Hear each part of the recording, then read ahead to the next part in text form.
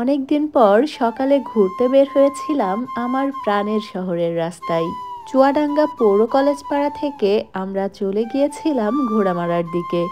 যাত্রাপথে চোখে পড়ল প্রাণী সম্পদ কর্মকর্তার কার্যালয়, সরকারি ছাগল উন্নয়ন খামার।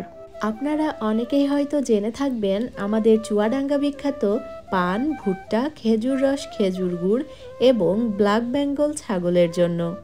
আর এটাই হলো আমাদের চুয়াডাঙ্গার ছাগল ফার্ম। শীতকাল চলে গেলেও আমাদের চুয়াডাঙ্গাতে কিন্তু এখনো কুয়াশা পড়ছে। খুব সকালে বাইরে ঘুরতে গেলে কিন্তু মনটাও বেশ ফ্রেশ লাগে।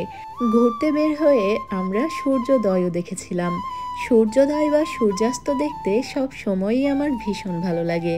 পৌর কলেজ পাড়া থেকে ঘুরতে ঘুরতে চলে গিয়েছিলাম আমার প্রিয় ইসলাম পাড়ার দিকে। এই পাড়াটি আমার ভীষণ ভালো লাগে। ভালো লাগার অন্যতম কারণ হলো নীল ব্রিজ এবং এই পাড়াটির পরিবেশ। চারিদিকে অসংখ্য গাছগাছালি, আর মনে হয় আমি যেন চলে এসেছি একেবারেই গ্রামের দিকে। এই মুহূর্তে আমি সুন্দর যে বাগানটিতে রয়েছি, এটি হলো ইসলাম পাড়ার একটি মেহগনি বাগান। তবে দূরে হালকা কুয়াশা থাকায় বাগানটি দেখতে অনেক বেশি ভালো লাগছিল।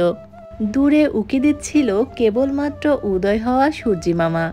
সব মিলিয়ে অসাধারণ এক ভালো লাগা কাজ করছিল। এর কিছুটা দূরেই দেখলাম বেশ কিছু বাঁশ গাছ নিচের দিকে ঝুঁকে রয়েছে।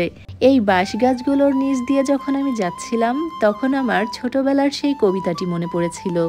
রাতের বেলা জোনাক জলে বাঁশবাগানের ছাই, শিমুল গাছের শাখায় বসে ভোরের পাখি গাই। আচ্ছা, এই বাঁশ গাছেও কি রাতের বেলা জোনাক জলে? আমার কিন্তু খুব দেখতে ইচ্ছা করছিল। আরও কিছুটা সামনে এগিয়ে দেখা হলো এই ছোট্ট ফুলটির সাথে। এটিকে ঠিক ফুল বলবো নাকি ফল বলবো, তবে ছোটবেলায় যেখানেই আমরা এটা দেখতাম, এর পেট টিপে আমরা প্রাকৃতিক মধু সংগ্রহ করে খেতাম। যারা গ্রামে বড় হয়েছেন, এটা দেখলেই তাদের অবশ্যই শৈশবের স্মৃতি মনে পড়বে। এরপর ঘুরতে ঘুরতে আমরা চলে গিয়েছিলাম আমার নীল ব্রিজের কাছাকাছি। আমার ব্রিজ কেন বলছি, এটারও একটি গল্প আছে।